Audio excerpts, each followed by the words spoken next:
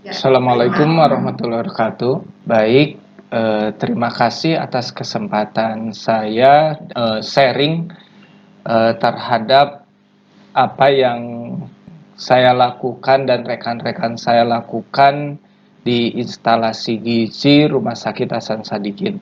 Jadi aplikasi asuhan gizi atau yang standar atau PAGT rumah sakit ini tidak lepas dari konsep dokumentasi asuhan gizi tersebut. Tujuan dari materi yang akan saya berikan. Jadi tujuan konsep dari PAGT atau proses asuhan gizi terstandar ini, kita harus mengetahui dulu konsepnya dulu, lalu 4 langkah. 4 langkah itu mulai dari asesmen, nanti dan selanjutnya dan terakhir monitoring dan evaluasi dari pasien yang akan kita tangani. Lalu biasanya kalau dokter itu atau medis bahasanya telah mengetahui namanya CDC, sedangkan kalau kita terminologi dari PAGT atau NCP tersebut. Dan kemampuan berpikir kritis, maksud berpikir kritis ini agar semua ketika kita menghadapi pasien, kita bisa mengetahui dan menggali data secara dalam kenapa permasalahan itu bisa terjadi. Jadi penyebabnya, lalu intervensinya, dan langkah-langkah intervensinya seperti apa. Dan karena saya bekerja di rumah sakit di mana di rumah sakit ini ada suatu keharusan, entah itu ISO 2002, entah itu akreditasi CARS, entah itu eh, sistem penilaian yang lain, maka perlu mendokumentasikan asuhan gizi tersebut. Ya, nanti juga rekan-rekan, misalnya adik-adik semua telah lulus dari perkuliahan dan menjadikan minimal ketika akan mengurus STR itu perlu ada dokumentasinya, kegiatan apa saja yang adik-adik lakukan. Jadi memang misalnya kalau seperti ini kebetulan saya tidak berbicara dengan Ibu Nur Haryah apakah ada sertifikatnya atau enggak. Nah, seperti ini kalau ada kegiatan-kegiatan yang lain mungkin itu perlu menjadikan referensi adik-adik semua terutama masalah dokumentasi ini. Dan mungkin nanti sebenarnya saya selalu berpikir positif bahwa ketika bukan artinya saya bersyukur adanya COVID ya. Dengan adanya COVID ini ya bahasanya mengambil suatu yang positif, kita bisa memperoleh dalam tanda kutip agak lebih mudah mengenai seminar, webinar atau yang lainnya, tidak harus datang ke tempat tersebut. Dan terakhir kita akan membahas masalah studi kasus dari PAGT dari DM tipe 2. Baik, kita harus mengetahui dulu bahwa mungkin kalau Ibu Nur, kalau mohon maaf kalau salah, tidak mengalami sejarah sebelum NCP. Jadi saya masih mengalami sejarah bahwa ketika kita menangani pasien itu masih menggunakan SOAP, subjektif, objektif, asesmen dan praktik dan sebagainya. Nah, tetapi ada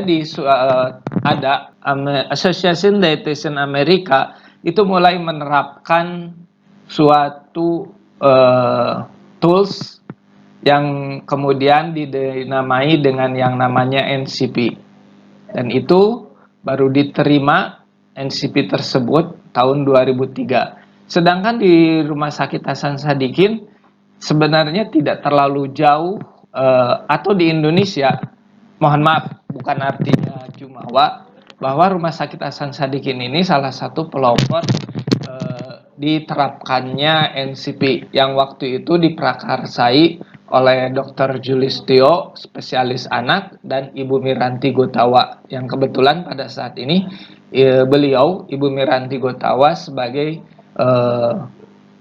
ketua Asosiasi Dietitian Indonesia, dan dia menerapkan atau mulai mengenalkan NCP itu di Rumah Sakit Hasan Sadikin sekitar 2005, dan itu penuh perjuangan karena memang merubah paradigma dari SOAP menjadi ADIME itu butuh perjuangan yang bahasanya kalau orang Indonesia itu menerima sesuatu hal yang baru itu perlu bahasanya perlu langkah yang sangat panjang.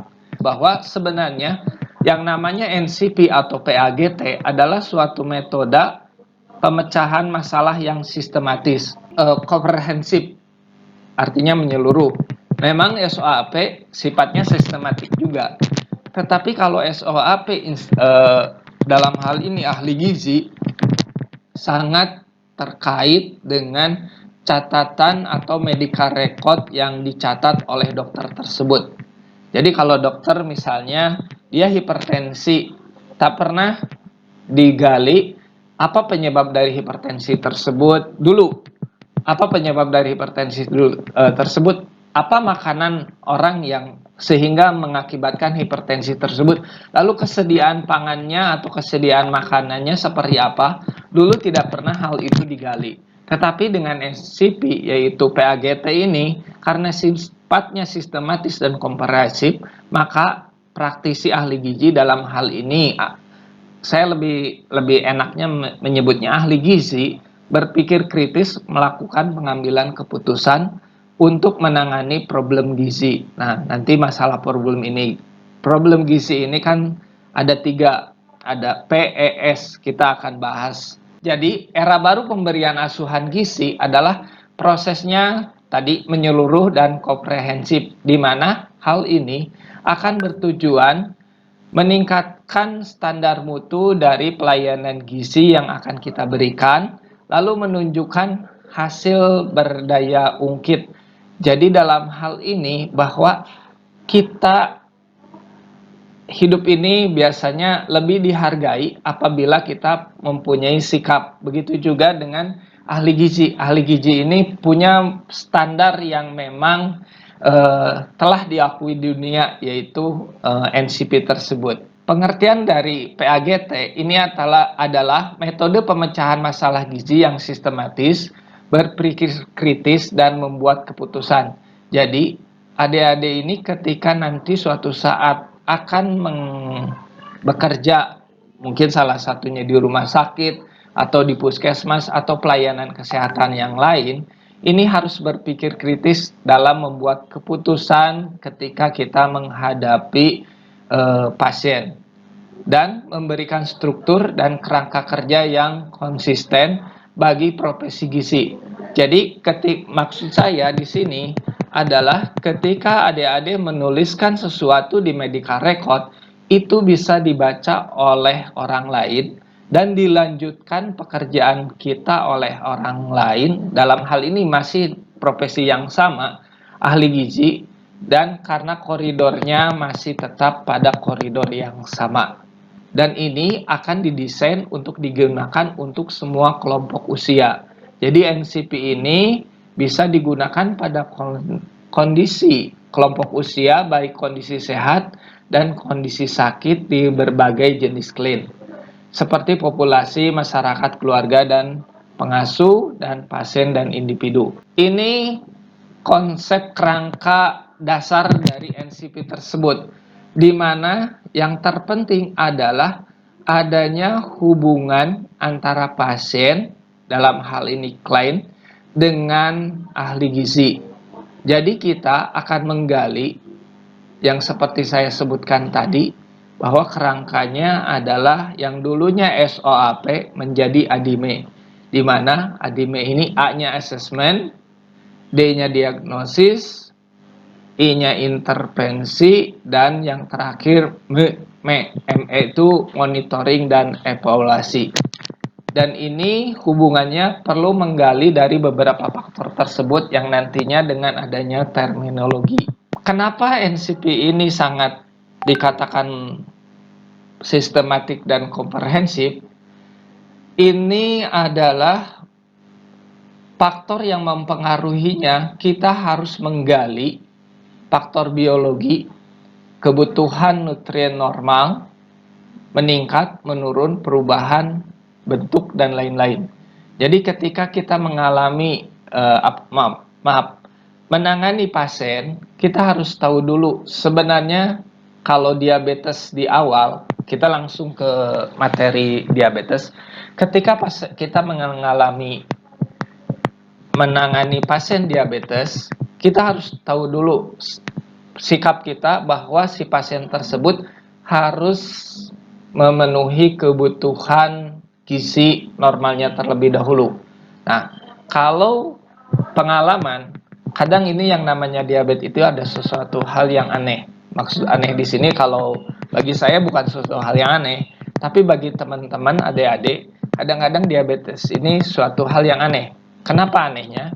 Dia makannya banyak, tapi berat badannya kurus atau turun bagi penderita diabetes yang sudah lama. Jadi adik-adik harus mengetahui dulu faktor fisiologi kenapa diabetes itu bisa terjadi pada orang dan kenapa bisa menurunkan berat badan orang tersebut. Nah, jadi ketika kita menangani pasien diabetes tersebut, kita harus tahu kebutuhan normalnya tersebut. Karena dengan kebutuhan normal, kita akan menaikkan berat badannya, atau untuk bagi penderita diabetes yang baru menurunkan berat badannya tersebut. Di mana faktor biologi tersebut mulai dari umur, jenis kelamin, genetik. Jadi kita harus menanyakan dulu bahwa apakah punya keturunan DM pasien tersebut atau tidak. Kenapa? Karena seringkali kalau punya keturunan, dia mungkin kita tahu bahwa dia punya faktor genetik atau DM. Tapi kalau tidak memiliki faktor genetik, kadang-kadang orang tersebut mengalami yang namanya resistensi insulin. Nah, yang keduanya faktor psikologi, baik itu sedang tumbuh kembang, kehamilan, laktasi, dan penuaan. Dan yang ketiganya faktor patologis klinis. Ini penyakit, trauma, perubahan fungsi organ, dan metabolismenya. Dalam hal ini kita harus tahu bahwa kalau kasusnya DM, pasti ada permasalahan dari insulin yang dihasilkan oleh pankreas tersebut. Yang keduanya faktor gaya hidup, sikap dan keyakinan, pengetahuan dan perilaku, dan yang ketiganya faktor makanan. Jadi asupannya seperti apa, kuantitas dan kualitasnya. Biasanya ini hubungannya kita bisa menggali apa saja yang dia kebiasaan pasien itu makan. Nah, nanti dihubungkan dalam NCP tersebut adalah food history-nya seperti apa. Slide. Dan yang keempat faktor lingkungan, di mana faktor lingkungan ini terdiri dari sosial, praktek budaya makan, keyakinan, asupan, dan pengaruh teman sebaya. Jadi kadang-kadang diabetes ini dipengaruhi juga oleh lingkungan. Jadi saya pernah mendapatkan suatu kasus ketika seseorang masuk ke dunia kerjanya itu di perkantoran yang elit lah katakanlah, dia banyaknya duduk terus-terusan, dan kebiasaan sebelum dia bekerja, dia seorang olahragawan dengan makan yang banyak. Karena dia olahragawan dan makan banyak, maka asupan makanannya yang dalam tanda kutip berlebih itu bisa dibuang dengan olahraga. Tetapi ketika dia memasuki dunia kerja yang kebiasaannya duduk, sedangkan kebiasaan makannya tidak dirubah, maka ini juga bisa mengakibatkan salah satu penyebab dari diabetes itu sendiri. Yang keduanya faktor ekonomi, keuangan keluarga, ekonomi masyarakat, dan negara. Nah, mungkin kalau dulu biasanya ada suatu paradigma atau suatu anekdot, kalau yang namanya penyakit degeneratif itu penyakit orang kaya. Tetapi sekarang hal itu tidak berlaku lagi. Kenapa? Karena apalagi pada zaman ini pandemi seperti ini, orang malas gerak, tetapi keuangannya ya bahasanya menengah ataupun bawah, itu dia dalam hal makanan harus tetap tercukupi, dan aktivitasnya terus terang menjadi berkurang. Nah, ini salah satu penyebab ataupun data yang harus digali oleh ahli gizi dalam menangani pasien tersebut. Yang ketiganya food safety dan sanitasi. Mungkin ini makanan terkontaminasi, dikemas atau tidak amannya ini sangat hubungan dengan kasus-kasus lain. Ketersediaan dan akses kepada makanan ini juga perlu digali. Terkadang kalau pada pasien diabetes tersebut kita tahu bahwa dia biasanya sumber karbohidrat yang simpel atau karbohidrat simpel itu biasanya memiliki akses mudah diperoleh sehingga dia mengalami yang namanya obesitas yang berakibat nantinya terhadap DM. Dan yang kelima, faktor sistem. Ini sistem asuhan kesehatan, sistem edukasi, ini tingkat pengetahuan orang tersebut, dan yang terakhir, sistem persediaan makanan. Jadi, ahli gizi ketika bekerja di rumah sakit atau di fasilitas kesehatan harus bisa berpikir kritis dan membuat sesuatunya itu didiskusikan. Jadi ahli gizi ini, saya pribadi tidak pernah melakukan penanganan itu sendiri, baik di poligisi ataupun di rumah rawat inap. Selalu kita mendiskusikan dengan rekan kerja kita.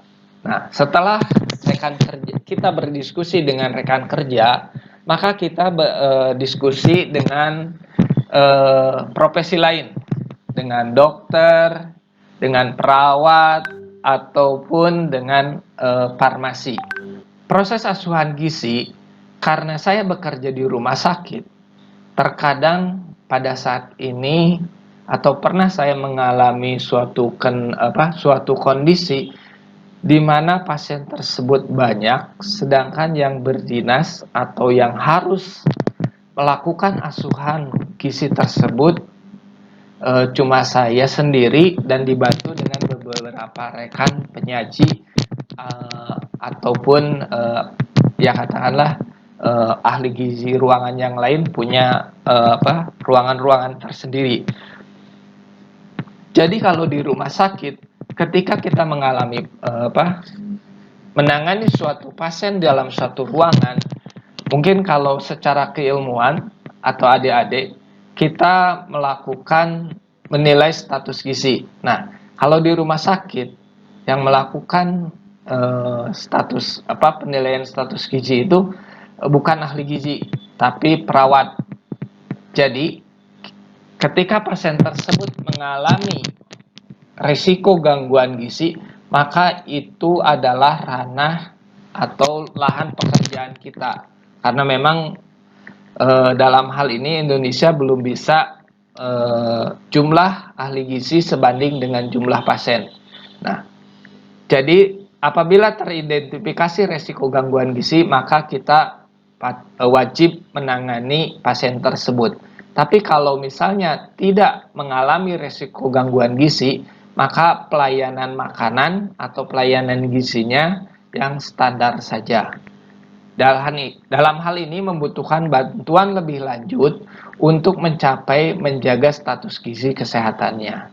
Dan ini tujuan dari kita adalah proses asuhan gizi ini tercapai. Jadi orang tersebut tidak diperparah oleh kondisi status gizinya.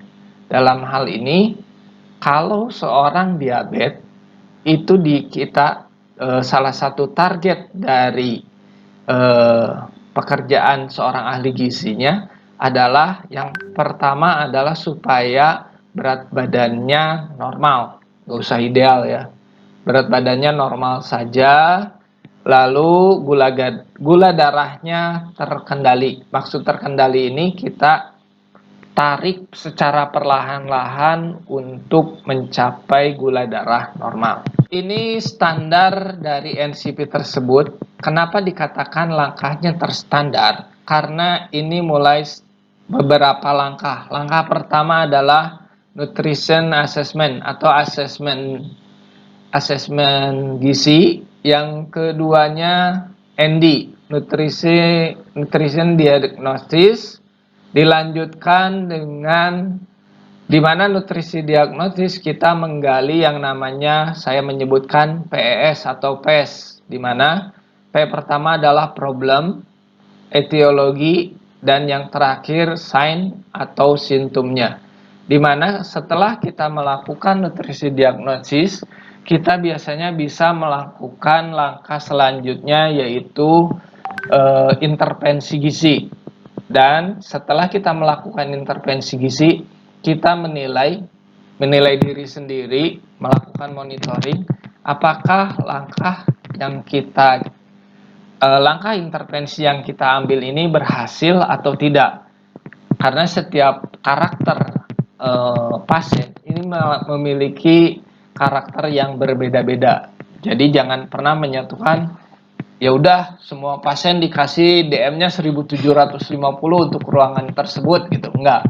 Jadi tiap orang berbeda-beda. Dan di Rumah Sakit Hasan Sadikin, apabila dia bahasanya dalam seminggu atau sampai 2 minggu untuk yang rawatnya lama tidak mengalami perubahan, maka kita melakukan reassessment. Dan ini reassessment tersebut harus data-datanya harus kuat ketika kita mengambil langkah reassessment tersebut. Dan yang kedua, bahasanya standar. Ini terminologinya harus standar. Ini bisa dibaca di buku EDNT, ini referral manualnya. 4 langkah dari PAGT ini sebenarnya sudah saya singgung tadi, yaitu ADIME. ADIME ini yang langkah pertamanya asesmen gizi, yang keduanya diagnosis gizi, intervensi, dan yang keempatnya monitoring dan evaluasi. Di mana asesmen gizi ini ini merupakan langkah pertama, di mana tujuannya mengidentifikasi satu atau lebih dari problem gizi. Jadi biasanya kalau pengalaman saya, kalau dia penderita DM, karena kita tahunya itu dapat rujukan dari dokter ya, DPJP, dokter penanggung jawab pasien, udah ada di situ pasien DM. Nah, biasanya kalau pasien tersebut diabetes mellitus, kebetulan karena saya top referral, jadi kebanyakan pasien yang masuk ke Rumah Sakit Hasan Sadikin sangat, mohon maaf, saya tidak pernah menangani pasien yang sifatnya cuma DM saja. Pasti akan muncul komplikasi-komplikasi lain, karena ini sifatnya top referral Rumah Sakit Hasan Sadikin tersebut. Tapi kita bisa tahu bahwa orang tersebut mengalami permasalahan problem gizinya biasanya dari asupan makanannya, dari tingkat pendidikannya, dan biasanya dari akses makanan. Nah, kita bisa memperkirakan kondisi tersebut karena dengan data-data yang ada, kita bisa membuat keputusan mengenai penyebab yang mendasari problem dari gizi tersebut. Dan ini prosesnya kembali lagi mengumpulkan data, melakukan verifikasi. Jadi jangan percaya, kita harus melakukan cross check terhadap data yang yang ada di medical record.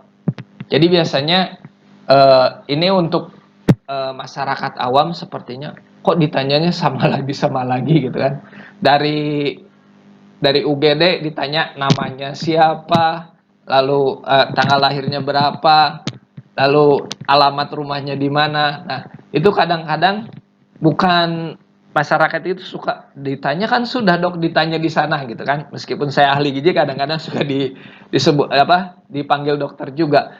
Ini sebenarnya itu tujuan dari verifikasi.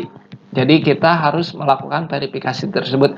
Bapak namanya siapa? Oh si ini. Oh berarti betul. Tertera yang ada di medical record itu betul. Usia Bapak berapa? Misalnya usianya 52 tahun. Oh iya betul. Nah, pernah terjadi di dalam satu ruangan namanya itu sama.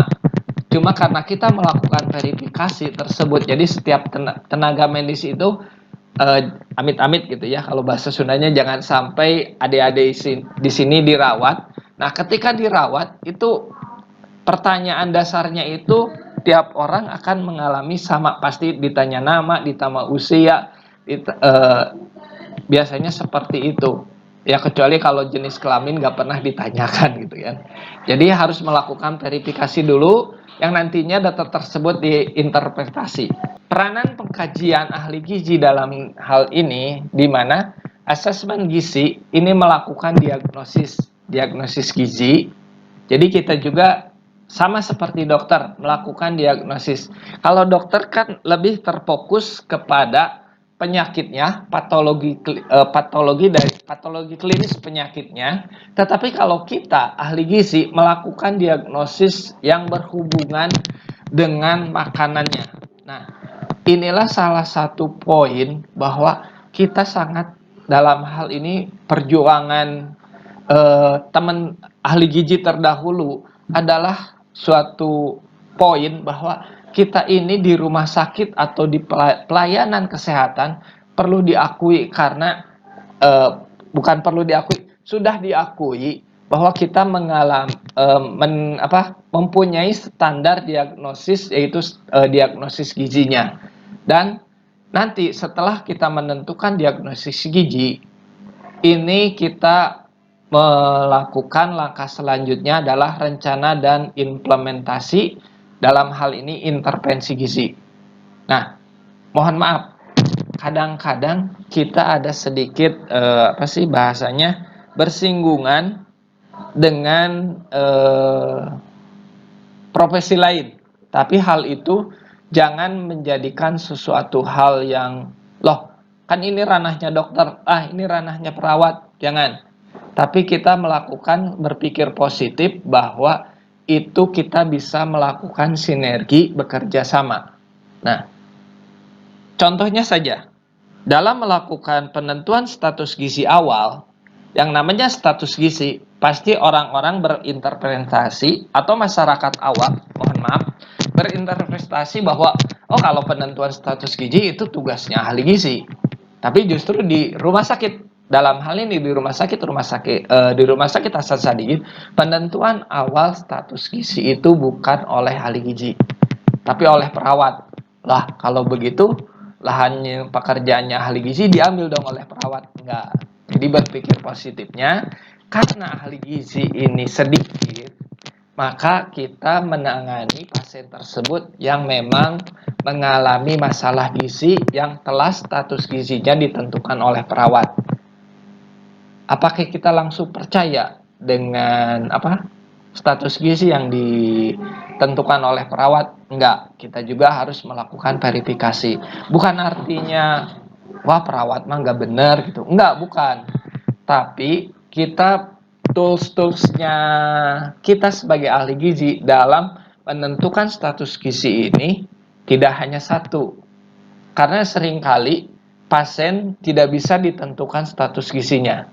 Jadi kalau nanti adik-adik mengalami di medical recordnya, loh kok ini IMT-nya tidak bisa ditentukan, kita lihat pasiennya.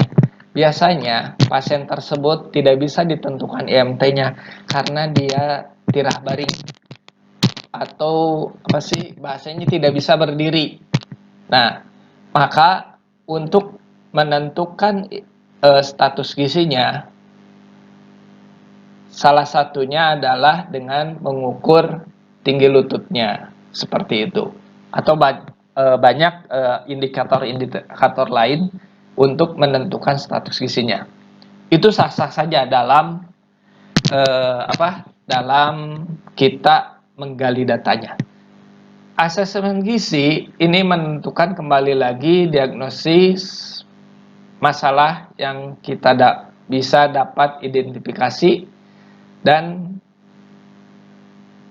menentukan apakah pasien tersebut membutuhkan asuhan gizi saat ini atau tidak.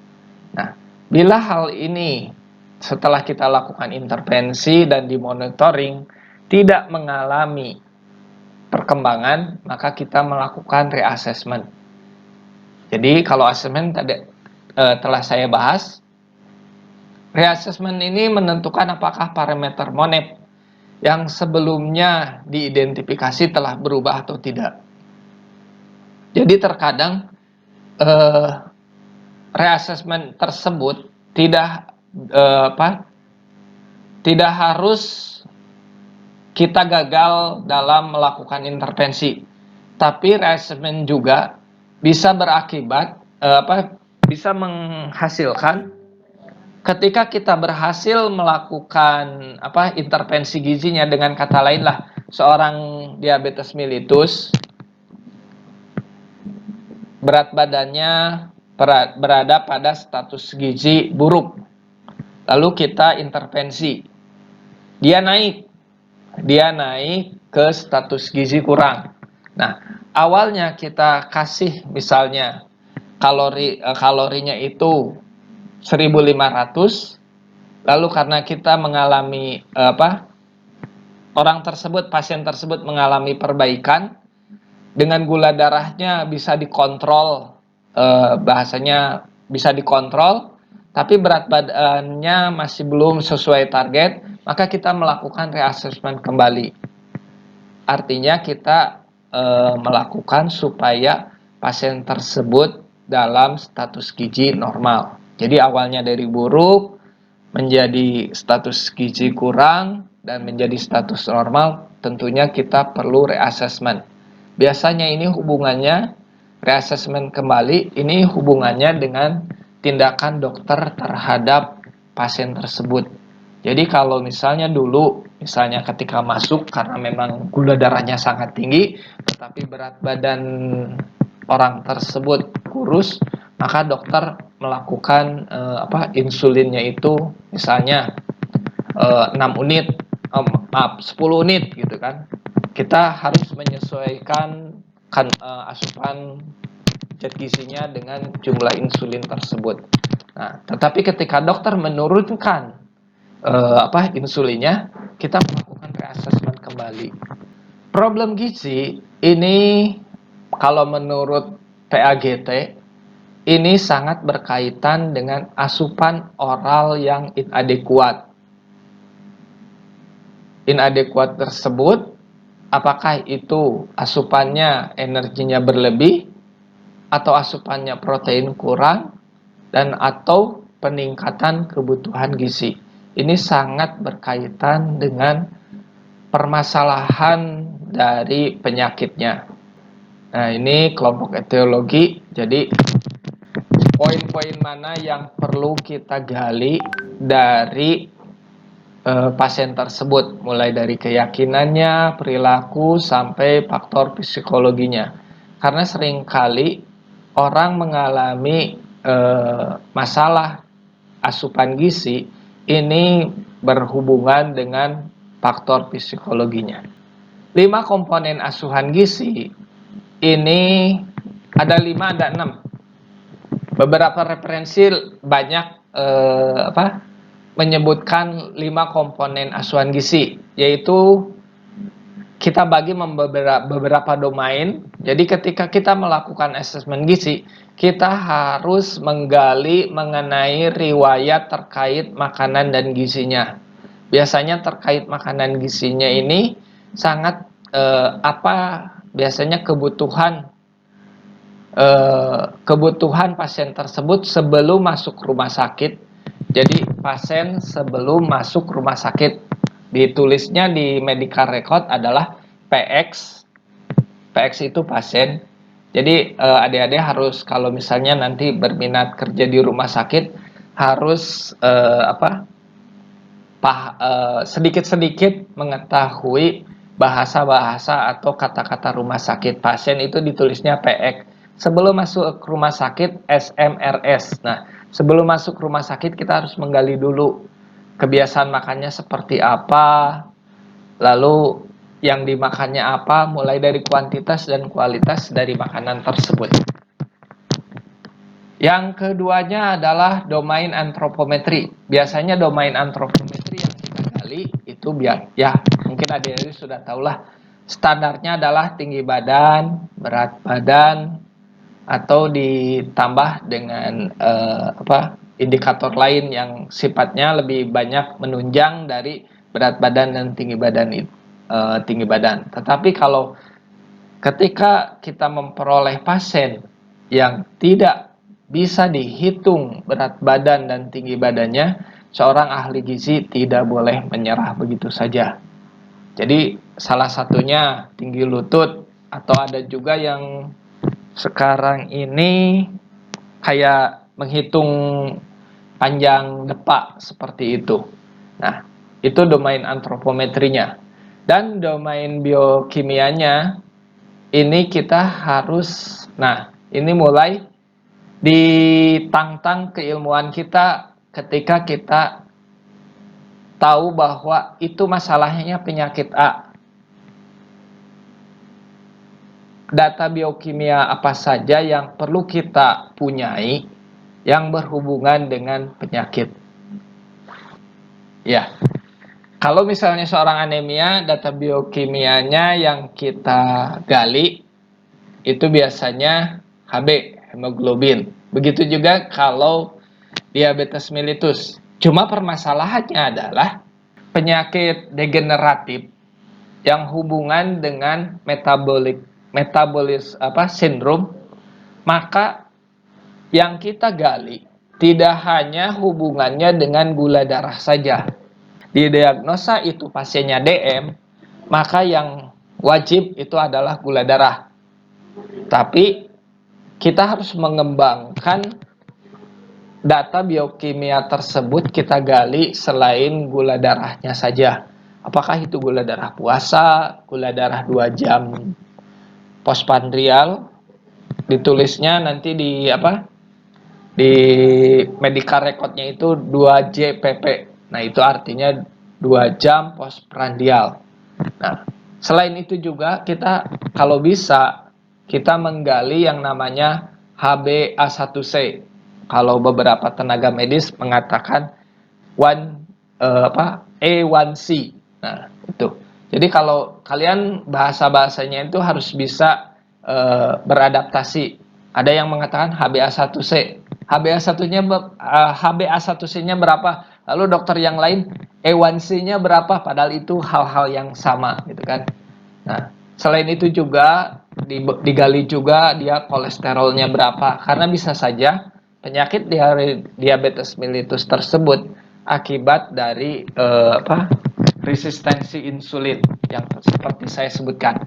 Baik, lalu domain pemeriksaan klinis terkait gizi. Ini biasanya domain klinisnya ini kita dibantu juga data dari dokter juga. Dan yang terakhir adalah domain clinical history, atau domain riwayat klinis. Nah, ini diidentifikasi.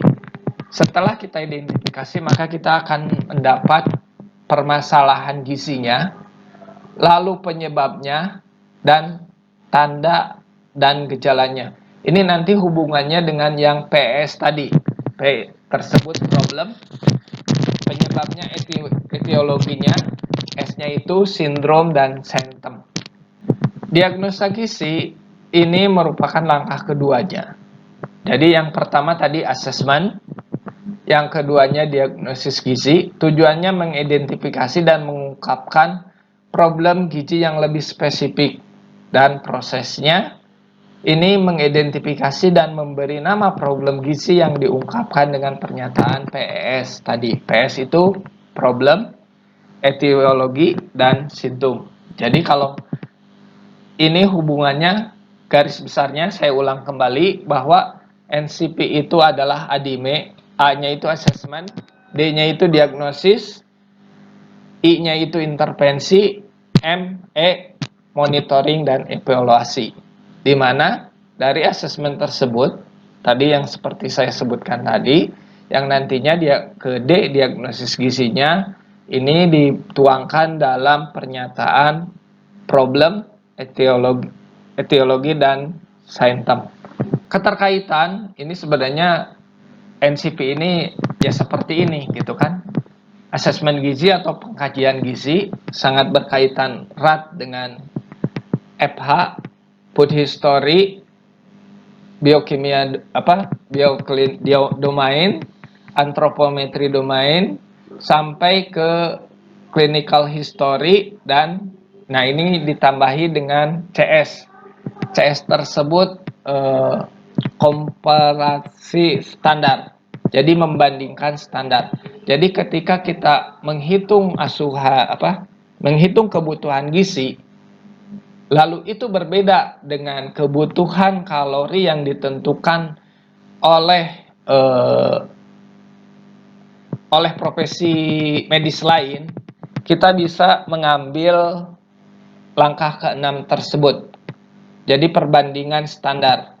Seringkali di rumah sakit ini ada beberapa penentuan perhitungan kalori yang memang bisa diterapkan, tetapi kita bisa bahasanya saling bersinergi, bekerja sama, berdiskusi dengan profesi lain.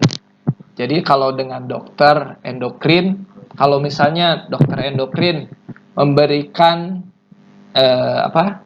insulinnya misalnya pagi 6 unit, siang 6 unit, dan malam 6 unit. Nah, lalu kita hitung berdasarkan antropometri. Oh, ternyata dia kebutuhan kalorinya 1700. Tapi si dokter endokrinnya, Mbak, ahli gizi gitu kan. Ini kurang. Misalnya seharusnya 2100. Nah, kita berdiskusi. Kalau dokter pakai perhitungannya apa? Oh, saya pakai perkeni. Ada perhitungan menentukan kalori berdasarkan perkeni. Tapi kalau kita ahli gizi, ya kita kan biasanya ada Broca, ada Haris Benedik, ada Miplit, seperti itu. Kita berdiskusi seperti itu. Sehingga terjadilah suatu hubungan sinergi antara profesi kesehatan lainnya. Nah, di mana dari pengkajian gizi ini ada yang namanya diagnosis, kembali lagi ke PES. Kalau problem ini hubungannya dengan apakah masalah dari gizi tersebut, etimologi penyebabnya, why, kenapa orang tersebut mengalami masalah gizi di atas. Lalu, how do I know? Dalam hal ini, apa gejala dari permasalahan gizi dan etimologi tersebut. Jadi kalau DM itu, ada yang tahu DM? DM tersebut biasanya sign atau simptomnya berat badannya turun, tapi makannya banyak, sering terjadi kesemutan, lalu biasanya 3P. 3P ini polipagi, polidipsi, dan poliuri. Begitu juga dengan ketika kita mengalami suatu masalah, menemukan masalah, dalam hal ini diabetes mellitus, kita harus tahu permasalahannya apa, etiologinya apa, sign simptomnya apa. Nah, sign simptom ini bisa didukung kembali lagi ke pengkajian gizinya. Nah, pantas dia bahasanya masalahnya DM. Lihat biokimia BD, gula darahnya tinggi. Oh, pantas dia bahasanya gejala yang adanya sering kesemutan, lalu sering buang air kecil karena ternyata HbA1c-nya tinggi. Nah, ketika ini sudah kita kumpulkan datanya, PES, maka kita mulai melakukan intervensi. Hal yang awal biasanya yang paling sederhana adalah menentukan kalori orang tersebut berapa ketika dirawat. Nah, ketika dirawat, kita monitoring kembali. Monitoringnya jangan mengenai berat badan dan tinggi badannya saja. Oh iya, berat badannya naik, nggak taunya gula darahnya naik juga. Itu kan suatu hal yang percuma juga. Lalu kita juga nggak, karena kita merasa ya udah, kita mah seorang ahli gizi, bukan pekarya atau bukan penyaji makanan gitu kan. ya pantaunya berat badan tinggi badan juga, enggak seperti itu. Jadi kita juga harus bekerja sama dengan penyaji makanan atau pegawai kita yang bahasanya, mohon maaf, bukan artinya level ahli gizi di atas mereka, tapi dengan penyaji makanan juga kita harus bekerja sama menggali data. Tadi si ibu itu makannya sisa enggak gitu. Kalau sisanya berapa? Lalu sisanya apa? Kadang-kadang yang seperti saya sering alami, mungkin ini dialami oleh adik-adik juga, pasien tersebut sering menyisakan sayuran. Padahal justru sayuran ini sangat penting bagi orang punya diabetes atau punya kasus lain juga lah. Apakah itu kolesterol tinggi, jantung, dan lain sebagainya. Nah, itu yang banyak saya alamin. Sehingga karena dia tidak mengkonsumsi sayurnya, sayur itu kan serat, dimana, oh ini balik lagi ke materi dasar sekali gitu. Salah satu fungsi dari serat ini kan adalah memberi massa di lambung lebih lama, sehingga kalau orang pasien DM dirawat lalu tidak dalam hal ini misalnya sayurnya itu tidak dikonsumsi, maka efek, ini pengalaman saya, itu tidak semuanya 100% benar, maka efek yang timbul adalah karena seratnya itu tidak ada, maka si orang tersebut, si pasien tersebut akan mudah lapar. Kita lanjut ke intervensi gizi. Ketika kita akan menentukan intervensi gizi, maka kita berpikir kritis, menentukan problem, PS kembali, problem, etiologi, dan simptom. Apabila langkah poin pertama dengan kedua sudah kita dapat, maka bisa memilih data assessment yang dapat diukur untuk menunjukkan perbaikan dan penyelesaian suatu problem tersebut. Jadi data yang dapat diukur, karena kita bekerja itu jangan dikatakan berhasil apabila tidak ada indikator kenaikan hasil kerja tersebut. Jadi kalau misalnya ya yang paling mudah lah, hal yang bisa diukur berat badan, kalau tinggi badan jangan berharap ya. Jangan berharap oh yang tadinya 150 cm lalu dia berubah gitu kan menjadi 160 cm, itu mah salah ukur kelihatannya. Karena kalau di rumah sakit kan yang namanya tinggi badan udah sifatnya sangat lambat sekali mengalami kenaikannya. Penelusuran masalah dan tanda-tanda atau gejalanya, balik lagi kembali PS kembali bahwa riwayat terkait makanan ini diketahui dari masalah gizinya tersebut, lalu riwayat lainnya di mana kita harus bisa menggabungkan ini semua dihubungkan dengan kondisi pasien.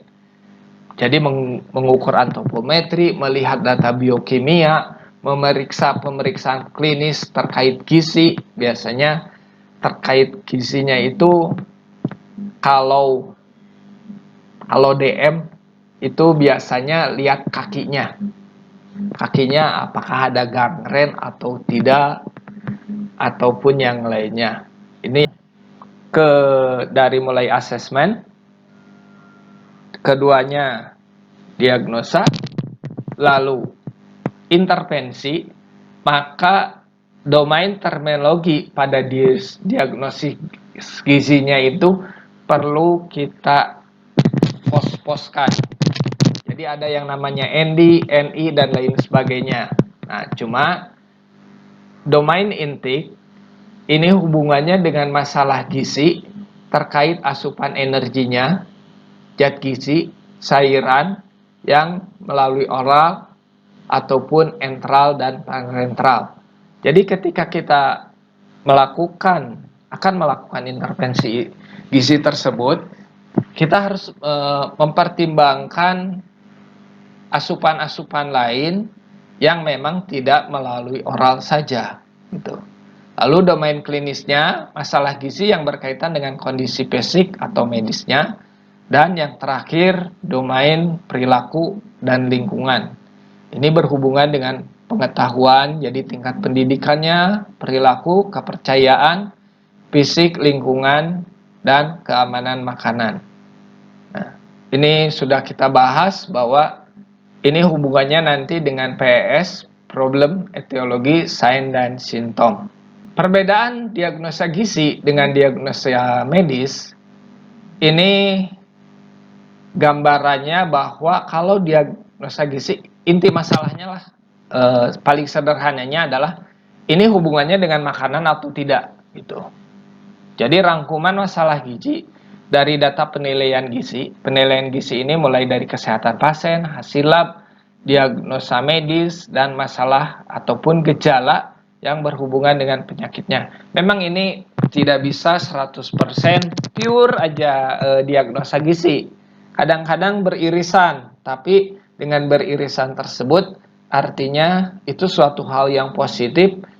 Irisan tersebut bisa menjadikan bahan untuk diskusi atau merumuskan tindakan yang tepat untuk pasien tersebut. Nah, sedangkan yang namanya diagnosa medis, ini gambaran penyakit dan patologi organ tertentu dan sistem tubuh. Nah, kalau di diabetes mellitus, itu diagnosa medisnya biasanya gambarannya ya 3P tersebut, polipagi, polidipsi, poliuri. Nah, kenapa ini berhubungan dengan diagnosa medis, sedangkan diagnosa gizinya adalah kelebihan asupan makanan, lalu karbohidrat yang tidak bisa dirubah menjadi energi karena memang insulinnya kurang, dan dilihat dari hasil laboratorium tersebut. Biasanya hubungannya dengan kenaikan gula darah itu. Tapi ada irisannya, dan ini kembali lagi merupakan bahan untuk diskusi hubungan kita dengan dokter. Perbedaan diagnosa tadi gizi dengan medis sifatnya, kalau diagnosa gizi ini bersifat sementara, disesuaikan dengan perubahan dan respon pasien klien ini sendiri. Jadi kalau diagnosa gizi ini kan contohnya aja, status gizinya aja bisa berubah, maka kita melakukan diagnosanya juga akan berubah. Kenapa adanya reassessment? Karena itu bisa menunjukkan bahwa diagnosa yang kita tentukan pada saat itu sudah tidak tepat lagi. Makanya di dalam NCP itu adanya reassessment tersebut. Sedangkan diagnosa medis ini sebenarnya tidak berubah sepanjang kondisi penyakitnya masih ada. Bahkan lebih kecenderungan ada beberapa penyakit yang diagnosa medisnya itu menetap seumur hidup dia. Misalnya kalau DM, jadi kalau orang sudah hipertensi, maka dia akan tergantung dari obat hipertensi tersebut. Slide perbedaan dari diagnosa gizi dan diagnosa medis dari penulisannya. Nah, kalau dari penulisannya, diagnosa medis itu dyslipidemia. Kalau DM, DMT2, DMT2 gitu kan. Sedangkan diagnosa gizi, kelebihan asupan lemak. Nah, berkaitan dengan seringnya konsumsi makanan atau makanan cepat saji, pemeriksaan kolesterolnya, dan mengkonsumsi hamburger. Jadi ini lebih diagnosa gizi ini lebih kebiasaan dari orang tersebut. Nanti kita bisa lihat dari studi kasusnya. Intervensi gizi, saya kira intervensi gizi slide langsung ke titik pokok permasalahannya. Tujuannya mengatasi, memperbaiki dari diagnosa gizi. Jadi diagnosa gizi itu kan PES tersebut apa, lalu domainnya apa, kita intervensi dari domain-domain yang ada tadi.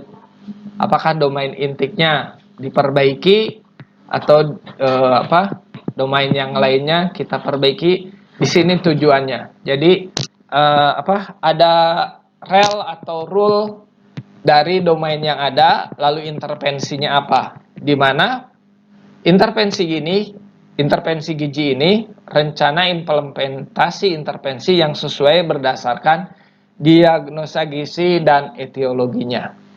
Ini hubungannya etiologi dengan intervensi, saya kira sudah saya sebutkan di slide sebelumnya. Komponen intervensi gizi ada dua fase, mulai perencanaan dan intervensi. Nah, ini bahasanya Ardi. Ardi ini adalah register dietitian atau ya bahasanya ahli gizi, memprioritaskan diagnosis gizi yang berdasarkan derajat problem, keamanan, dan kebutuhan pasien.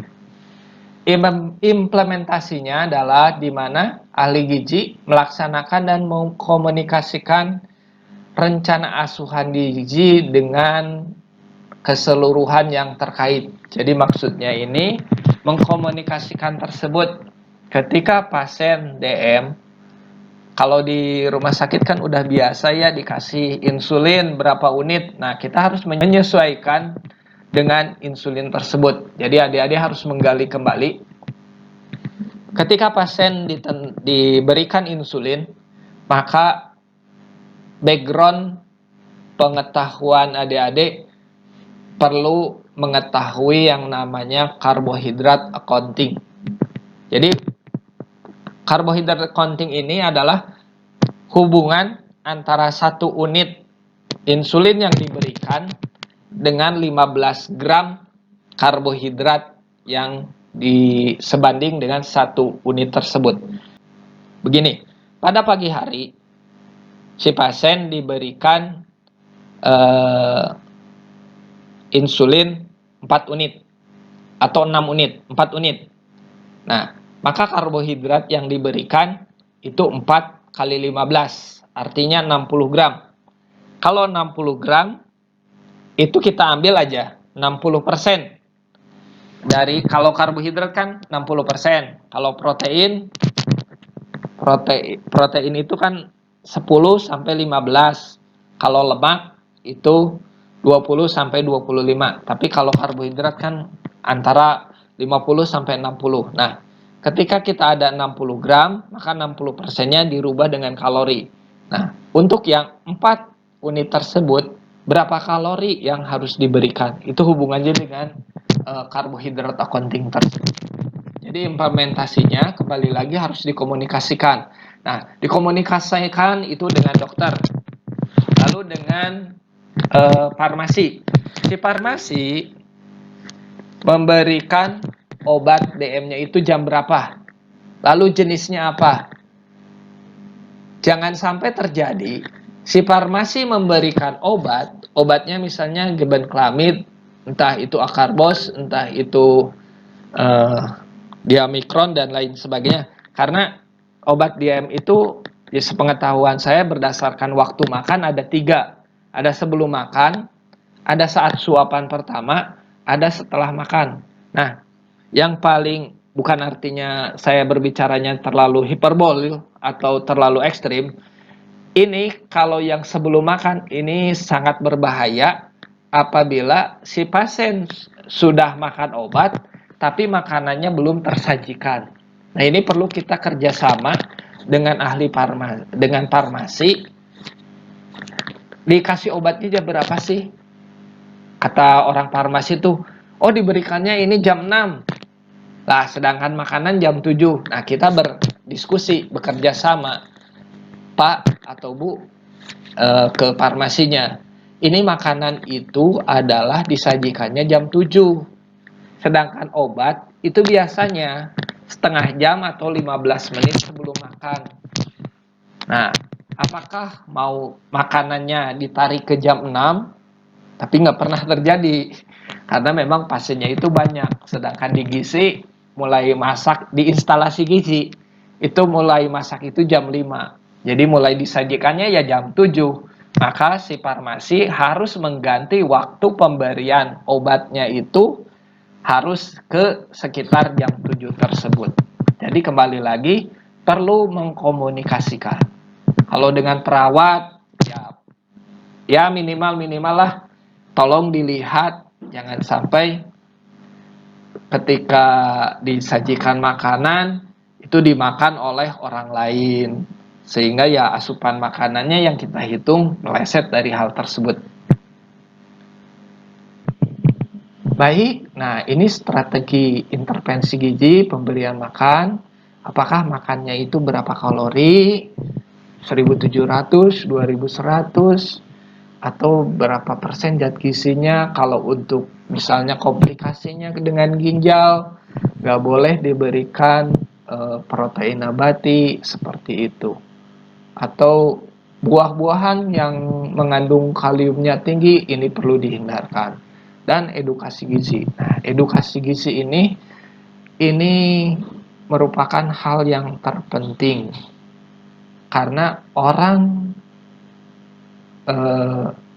jatuh ke lubang tersebut atau ke diabetes tipe 2 ya. Kalau diabetes tipe 1 mah itu bukan karena orang jatuh, tapi sudah ditakdirkan lah. Edukasi gizi ini memegang peranan penting. Orang kena diabetes karena tingkat edukasi gizinya yang memang tidak tahu atau tidak peduli.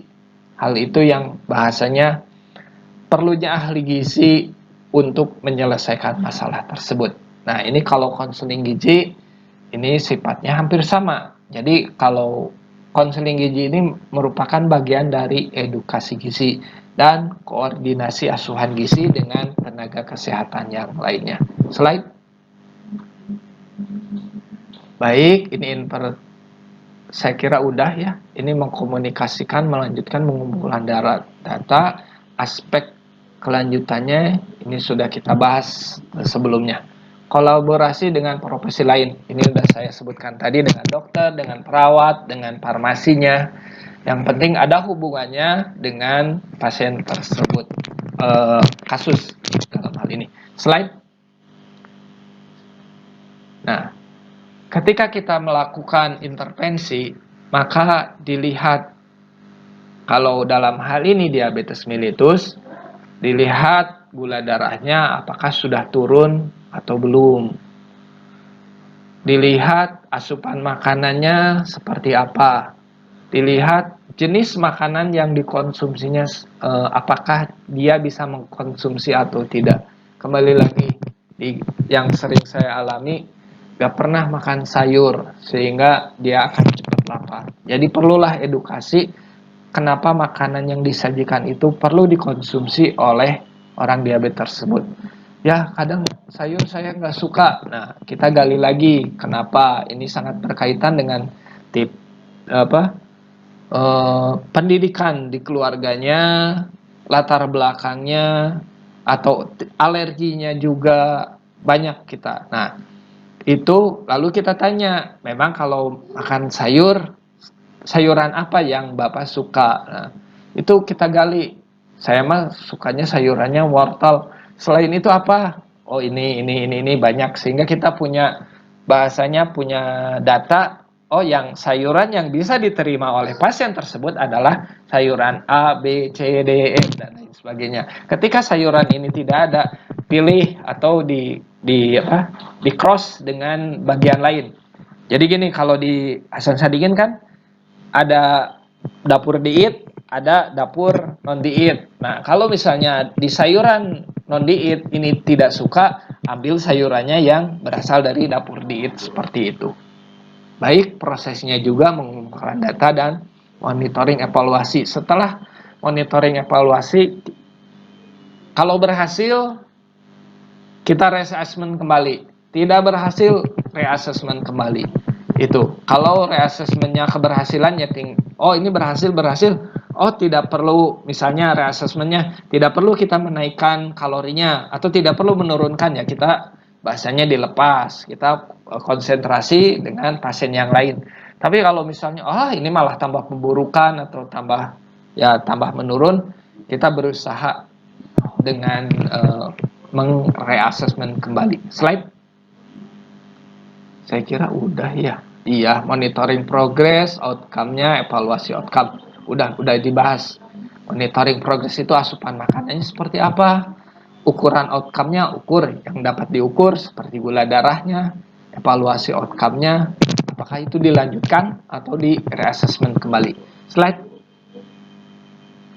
Baik, ini kan betul status gizi sebelumnya, golongan intervensi. Saya kira ini sudah dibahas di sebelumnya. Ya, slide. Lebih ke praktek di lapangannya seperti apa. Baik, slide. Udah, ini juga.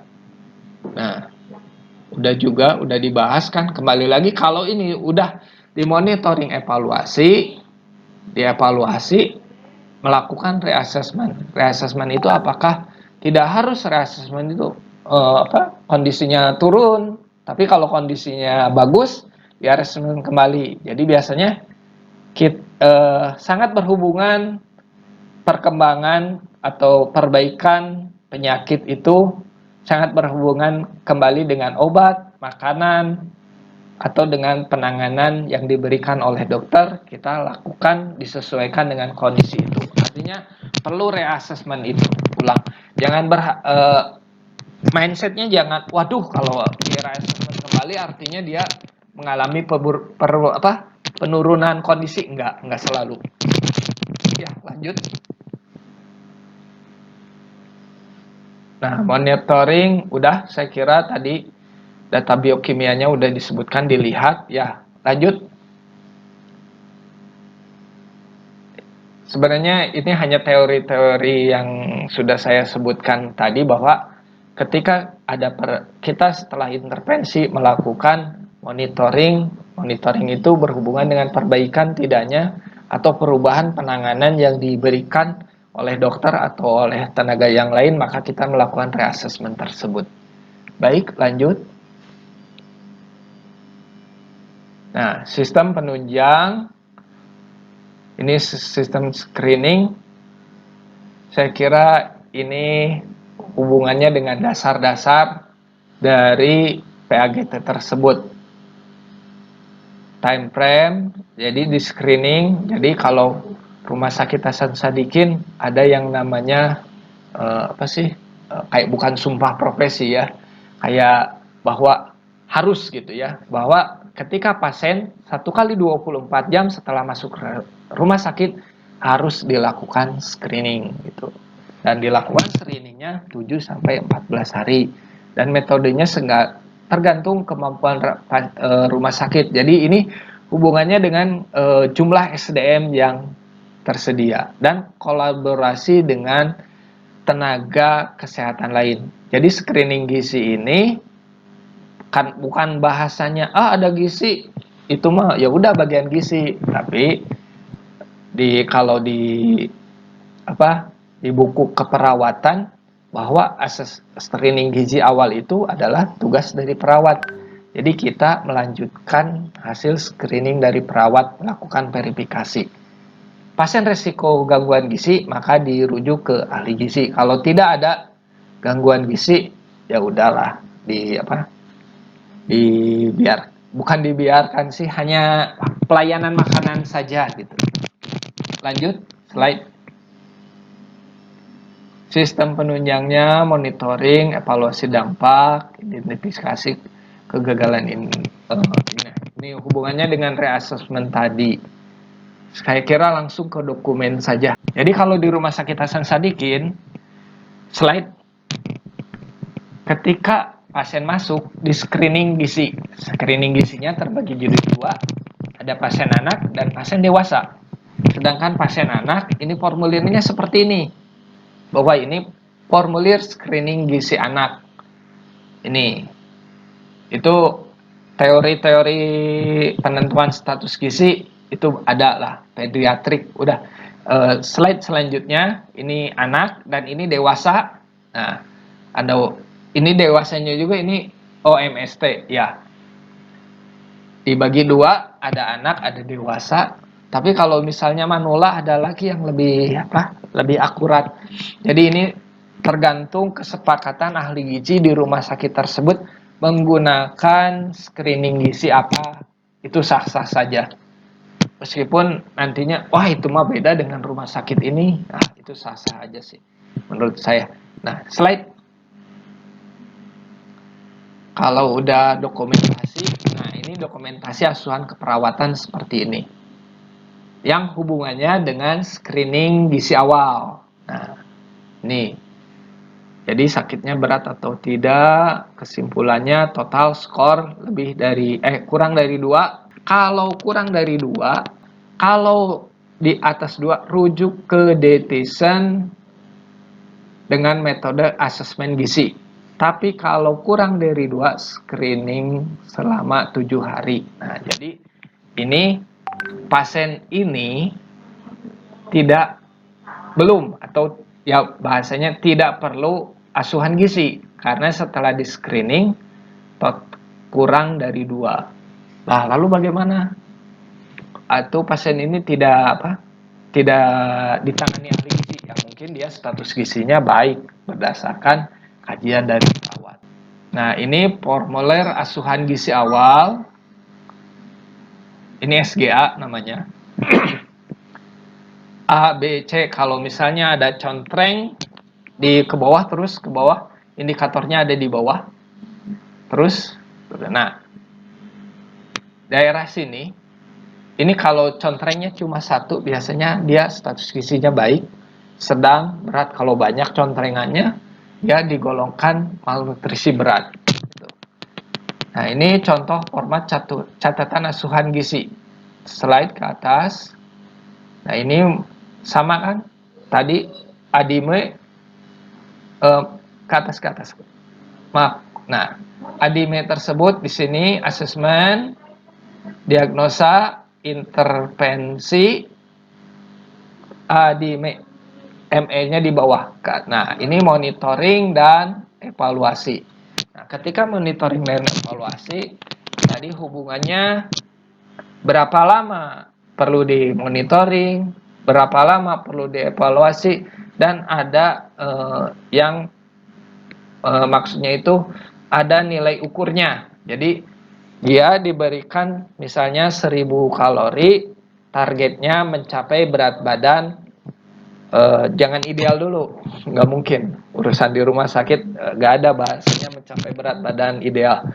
Bahasanya kalau di rumah sakit mencapai berat badan normal misalnya berapa kilo gitu. Itu adik-adik, kalau misalnya adik-adik sudah ahli atau merasa confident, merasa percaya diri, seminggu naik 2 kilo atau seminggu turun 2 kilo, tulis di sini. Yang artinya dia terukur. Slide. Ini dokumen-dokumennya. Ini format rencana asuhan gizi mulai tanggal. Lalu di sini ini intervensi gizinya. Biasanya di sini ditulis DM 1500, bentuknya lunak dan lain sebagainya, diberikan 3 kali per oral dan lain sebagainya. Ya, slide. Nah, ini contoh dokumen asuhan gizi, asuhan terpadu, bukan asuhan gizi. Di sini biasanya hubungannya dengan edukasi sih. Edukasi itu si pasien diberikan penjelasan apakah itu oleh dokter, oleh perawat, atau oleh gizi. Gizinya kalau nggak salah ini nih, terus ke bawah. Ini oleh perawat, nah ini oleh gizi. Pemberian, oh ini anak. Pemberian ASI garis miring susu formula. Nah, asupannya lebih dari 80%. Nah, ini dicap, ditanda tangan ahli gizinya. Jadi ini ketika si pasien bahasanya diberi nasihat, bahasanya diedukasi, maka oleh dokter, oleh perawat, oleh gizi, oleh farmasi, di sini maka ditulis. Ini dokumentasinya. Slide. Nah, ini perkembangan. Biasanya di sini perkembangan pasien terintegrasi. Jadi kalau dokter telah diberikan obat ini dengan dosis segini, dengan waktu segini. Terintegrasinya kalau ahli gizi telah diberikan diet 1700 kalori, 3 kali makan per oral. Baik, ini perkembangan. Nah, ini gizinya tidak ada Rekal 24 jam. Nah, ini tanda tangan di sini, lalu sorenya. Ini catatan terintegrasi dengan rekam medis. Nah, lanjut slide. Baik, saya kira langsung ini juga tadi udah edukasinya, edukasi terintegrasi. Langsung ke studi kasus saja. Nah, ini contoh yang udah diisi, mulai dari studi kasus. Ketika ada pasien, slide, maka kita harus mengasesmen claim history tersebut. Data personalnya ditulis S, inisialnya S, perempuan 56 tahun, suku Jawa. Kembali lagi, ini claim history yang digali. Ini hubungannya dengan yang pertama, kepercayaan, agama, pekerjaan, mempunyai 3 orang anak, pendidikan, saat ini dirawat rumah sakit, mobilitas ambulatori. Nah, ini saya juga kadang-kadang ambulatori itu tuh mobilitasnya normal atau agak tersendat, itu perlu adik-adik gali tersendiri. Tidak ada keterbatasan fisik. Riwayat medisnya, nah tadi 2 minggu SMRS. Apa itu SMRS? Sebelum masuk rumah sakit, meriang, luka, ibu jari kanannya biasanya ada luka, tidak kering, bernanah. Nah, dari dokter endokrinnya, DM tipe 2 sejak 3 tahun sebelum masuk rumah sakit. Kalau 3 tahun, biasanya orang tersebut, ini prediksi saya, dia masih mengalami kelebihan berat badan. Slide. Mendapatkan pengobatan insulin 666. Oke, ini dari riwayat pengobatannya. Slide. Nah, ini clinical history-nya, riwayat sosial, baik, faktor ekonominya, menengah ke bawah, situasi rumahnya, tinggal bersama suami, 3 anaknya, pekerjaan ibu rumah tangga, dan agama Islam. 317, ini clinical history-nya. Slide. Saya kira ini bersebelahan dengan ini ekonomi, karena terus food history. Nah, food history-nya, asupan 1 bulan sebelum masuk rumah sakit 1175 kalori, 90% dari rekomendasi cycle 24 jam. Baik, asupan makanannya disajikan dari rumah sakit habis setengah porsi. Artinya ini jelek asupan makanannya. Jadi nanti kalau ini targetnya ya, target dari asupan makanannya, pola makannya 3 kali makan utama, 2-3 kali snack, makan tidak teratur. Nah, jadi orang kalau kecenderungannya sudah tidak makan teratur, kita harus waspada, dia pasti makannya berlebih. Kenapa? Karena sifat dari asam lambung, kalau dia keluar belum melebihi waktunya, biasanya tuntutannya makannya akan lebih banyak. Asupan lemak, total lemaknya 107. Nah, ini ketika dia 107, langsung mindset kita, insting kita, lihat nanti kalau kolesterolnya kumaha gitu kan. Lihat kolesterolnya seperti apa kalau asupannya aja sudah seperti ini. Rekal 24 jam, kebutuhan, benar gitu. Ya, kita lihat dulu, memang kalau 26 kan lemak itu kan 20 sampai 25. Tapi kalau sampai bukan persentasenya, gramnya ini ya. Lanjut, asupan proteinnya rekomendasi baik. Lanjut, asupan karbohidratnya tolong ke atasin sedikit. Nah, asupan total karbohidrat sebelum masuk rumah sakit. Nah, ini 84% rekomendasi kebutuhan. Ini dia sudah dalam 1 bulan asupan makanannya sudah jelek. Jadi prediksi saya kemungkinan dia selama DM 3 tahun ini akan mengalami berat badan yang lebih, tapi ini bertolak belakang dengan asupan yang cuma 84% ini. Jadi di otak saya, karena ini tidak ada pasiennya, apakah dia mengalami berat badan lebih atau justru turun akibat dari gangguan makannya tersebut. Tuh, recall makanannya cuma 23% lagi dari kebutuhan rumah sakit. Slide. Nanti ada berat badan dan tinggi badannya. Nah, ini. Oh, berarti dia mulai, biasanya orang yang DM berat badannya itu di atas tinggi badannya normal. Tapi ini prediksinya tuh kan biasanya 59. Jadi orang DM kalau 3 tahun itu biasanya masih mengalami overweight atau bahkan obesitas. Nah, setelah DM-nya itu makin parah, maka berat badannya makin turun, makin turun. Nah, ini kalau tidak ditangani, maka dia berat badannya akan makin turun terus.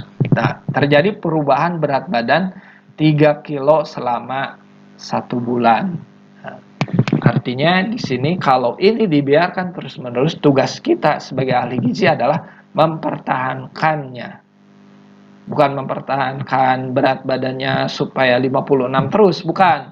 Tetapi mempertahankan IMT-nya itu supaya normal, tetapi dengan gula darah yang tidak terlalu tinggi. Baik, ada nggak ke biokimianya? Nggak, lanjut. Biokimianya kita lihat. Subhanallah. Gula darah sewaktunya aja 3337. Artinya, kalau secara teori, apabila gula darahnya di DM kan gula darah sewaktu itu normal. Kita berbicaranya bukan normal orang yang tidak sakit ya. Berbicaranya normal orang yang sakit DM. DM itu kalau gula darahnya bisa terkendali adalah tidak lebih dari 180. Jadi kenapa orang DM itu makannya banyak tapi berat badannya turun? Karena makanannya tidak bisa dirubah menjadi energi karena insulinnya kurang. Maka dia asupan tubuhnya menggerogoti lah bahasanya, menggerogoti dari berat badan dia untuk melakukan aktivitas atau perlu energinya. Di sini udah kita lihat bahwa gula darah sewaktu, jadi ada GDP, GD 2 jam PP itu bahasa rumah sakit. Kalau GDS gula darah sewaktu 337. Albuminnya 2,57 rendah. Artinya di sini kan albumin hubungannya dengan protein. Jadi di sini bisa ditentukan karena gula darahnya tinggi, dia kan perlu aktivitas, perlu energi. Sedangkan insulinnya sedikit. Maka energinya dari mana? Maka dia memecah protein tubuhnya. Hal ini mengakibatkan albuminnya menjadi rendah. Atau mungkin faktor infeksi lain juga bisa. Kita lihat kalau prediksi saya udah gula darahnya tinggi, biasanya kalau gula darah tinggi, maka kalau terjadi infeksi kuman akan subur di situ. Kalau kuman subur bisa berakibat albuminnya juga turun. Baik, ini fisikal penampilan keseluruhannya udah kompos mentis. Jadi kompos mentis itu udah apa sih? Mukanya udah nggak segar gitu. Tanda-tanda vital, tekanan darah ini normal. Nadi, respirasi saya kira ini normal. Lanjut slide. Asesmen gizi. Nah, asesmen standar pembanding kebutuhan kalori kita pakai Miplitger 2054. Kita perlu juga standar pembandingnya. Jadi kita tuh kalau ngitung kalori, lalu kita ngobrol sama dokter, konsultasi, bekerja sinergi dengan dokter. Kata dokter, lah 2054 ini terlalu tinggi. Kita pakai standar pembanding yang lain. Slide. Nah, standar pembanding yang lain kita menggunakan PERKENI, Persatuan Endokrinologi Indonesia. Karena dia perempuan, maka BMR-nya adalah 25 kali berat badan ideal. Kalau laki-laki 30 kali berat badan ideal. Tadi kan berat badannya berapa? Tinggi badannya berapa? 155. Maka berat badan idealnya 49,5. Udah tahu kan ya? Nggak usah diterangin lah. Masa kebangetan sih kalau berat badan ideal nggak tahu. BMR-nya ini ditambah aktivitas ditambah koreksi umur, maka diperolehnya 1300. Nah, 1300 ini tadi kan 2000 kalau yang pakai Miplit John. Kalau pakai Perkeni 1300. Nah, aktivitas tambah karena kebutuhan saat ini jadi 1500, bedanya 500. Nah, ini kita jangan mempermasalahkan, lah kok ini 2000, lah ini 1500, jangan. Yang penting kita punya dasar perhitungannya, dasar untuk menentukan perhitungan kebutuhan kalori tersebut. Asesmen gizinya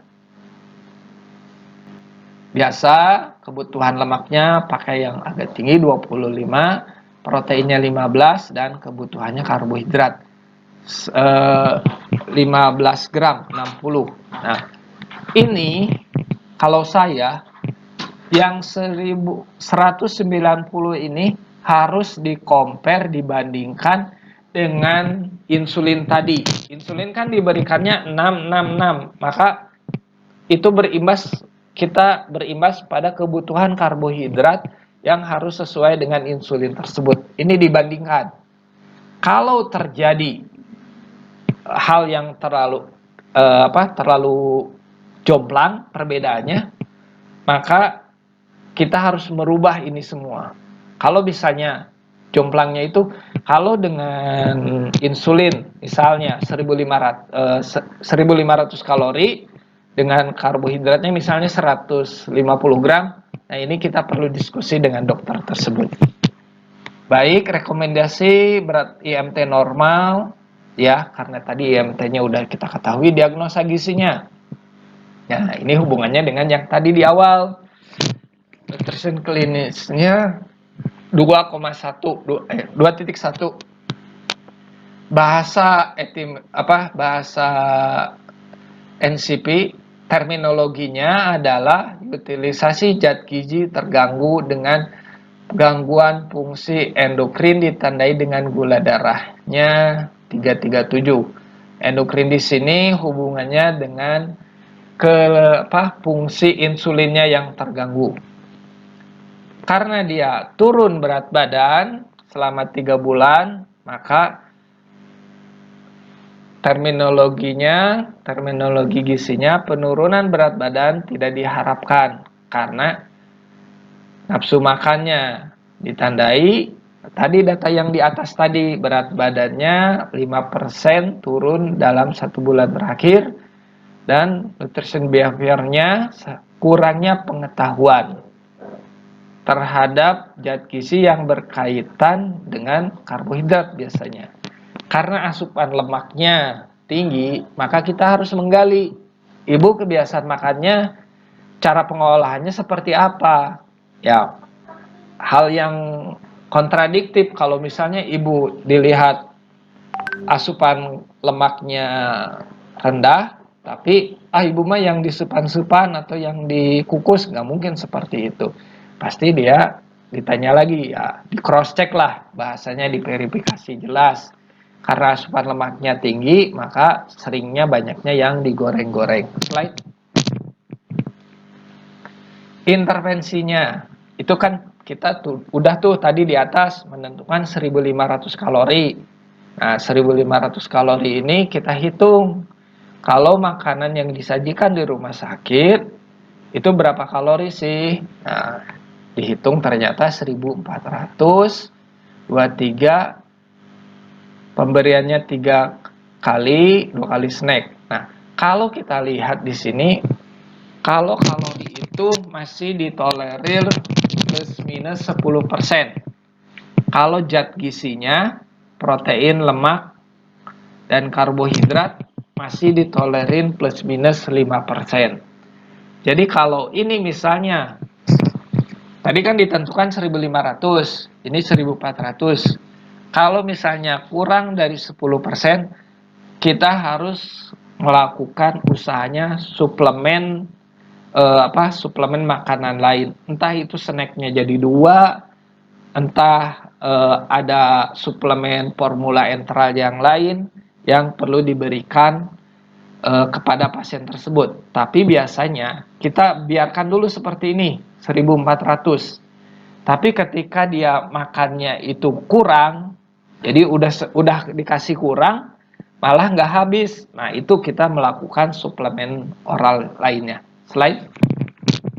Jadi kita nanti monitoring evaluasinya. Nah, monitoring evaluasi pembandingkan asupan makan dengan makanan yang disaji.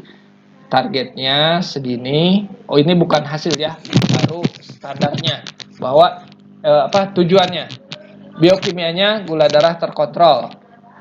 Berat badan stabil. Ini mah kalau berat badan mah kita nggak perlu khawatir sih, karena dia kan berat badan normalnya 55, sedangkan dia berat badannya 56. Yang penting adalah gak usah khawatir, yang perlu ditekankan jangan sampai dia turun terus. Slide. Pengetahuannya, karena ini ya, dia tadi nutrition behavior-nya, tingkat pengetahuan, dan makannya itu banyaknya yang digoreng-goreng. Slide. Nah, terima kasih. Mungkin itu saja studi kasus. Nah, baik. Ini pelayanan gizi di rumah sakit seperti ini. Kelihatan kan? Kelihatan, Kak, kelihatan. Ya, kelihatan. Baik. Ini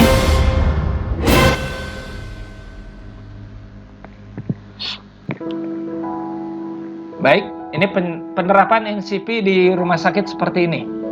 Ya. Waktunya berapa lama lagi, Bu Nur? Sebetulnya sudah habis, Pak, cuma nggak apa-apa. Ya, nggak apa-apa. Ya. Udah nonton aja ya. Ya. Nah, ini instalasi gizi rumah sakit. Jadi, ketika ahli gizi masuk ke ruang rawat inap, ini kebetulan geriatri, tapi geriatrinya ada yang kasus DM-nya. Geriatri itu lansia ya, bahasa medisnya geriatri. Nah, jadi ini belum pandemi nih. Kalau udah pandemi udah pakai masker semua ini. Cuci tangan sebelum masuk ruangan pasien. Nah, kita ke pasien lakukan cross check, verifikasi screening dengan perawat. Nah, jadi perawat kan melakukan screening. Jangan langsung percaya. Bukan artinya kita tidak percaya ya. Tapi melakukan verifikasi. Nah, itu di medical record nih. Medical recordnya seperti ini. Nah, tadi kan sudah kan. Nah, udah gitu, udah diverifikasi. Nah, baru kita menggali data. Nanya asesmen gizinya, mulai dari CH sampai biokimia, antropometrinya juga ditanya. Karena ini tirah baring, gak bisa diukur berat badannya, maka mengukur tinggi lutut, nih height. Nah, gini nih. Tuh. Nah, setelah didapat data, karena berat badannya nggak mungkin, maka ini dikonversi ke tinggi badan. Ini hand grip sebenarnya nggak ada hubungan, tidak langsung ada hubungannya, tapi otot salah satu indikator juga sih untuk giatri seperti ini. Nah juga di statusnya lila, bisa kan kita menentukan status dari lila juga, nggak perlu. Jadi karena ini tirah baring, kita perlu kalori kan, perlu mengetahui angka kalori. Maka mengetahui angka kalorinya dari tadi mengukur tinggi lututnya, lalu menentukan status gizinya dari lila. bukan diakal-akalin sih. Kita harus mengeksplor, bukan mengeksploitasi, mengeksplor indikator-indikator apa saja yang bisa diperoleh dari pasien yang mengalami kendala seperti itu. Nah, setelah itu kita tulis diagnosa gizinya di medical record. Iya. Nah, itu contoh dari Medrek. Itu kan udah tuh formulir asuhan gizinya, ADIME tadi. Efek terkait gizi, intervensi. Nah, di bawahnya itu. Nah, ini visitnya dengan dokter. Ini kebetulan dokternya. Apa sih? Kenapa? Gak seru dong. Nah, ini Yona tolong ini. Ditambah lagi bisa gitu.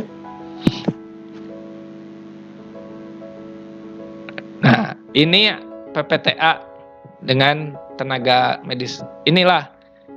Ini bahasanya visite.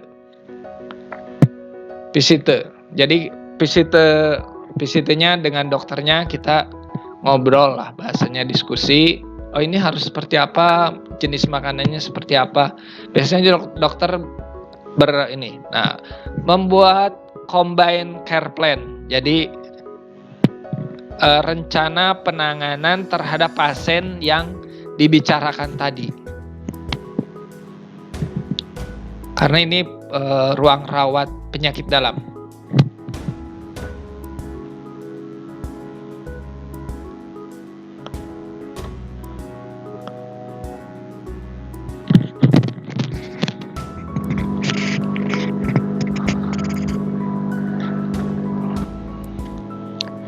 Jadi dokter itu sebagai kapten dari timnya.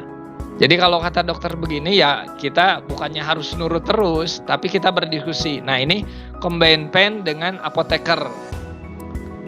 Tadi kan dengan perawat mengenai verifikasi status gizi di awal, lalu dengan dokter, lalu dengan perawat, dan ini setelah itu melakukan konsultasi gizi. Konsultasi gizinya ya biasanya dipakai leaflet tuh. Pakai leafletnya ditulis di awal, kita berikan ke pasiennya bahwa Bapak nanti memperoleh makanannya apa, berapa kali, lalu lewat oral jelas ya. Nah, ini pencatatan ADIME-nya. Nah, ini seperti itu di rumah sakit.